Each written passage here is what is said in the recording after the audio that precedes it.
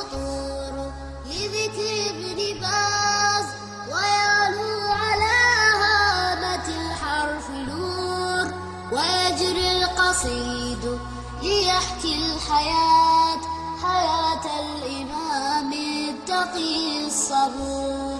تموج السطور لذكر ابن باز ويعلو على هامة الحرف نور ويجري القصيد لتحكي الحياة حياة الإمام التقي الصبور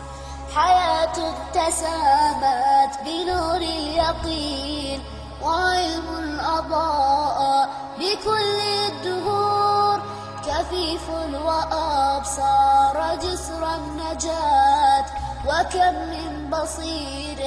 أضاء الجسور وكم من بصير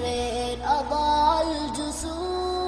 الجسور كأن الخميس الحزين قريب وصوت العزاء يذيب الصدور أمات ابن باز ولاح الفراق سؤال يزلزل كل السطور سؤال يزلزل كل السطور فجاء الجواب يجر الخطى وحزن يتوج رأس الثغور ومات الإمام ولكنه سقانا بعلم يسد الثغور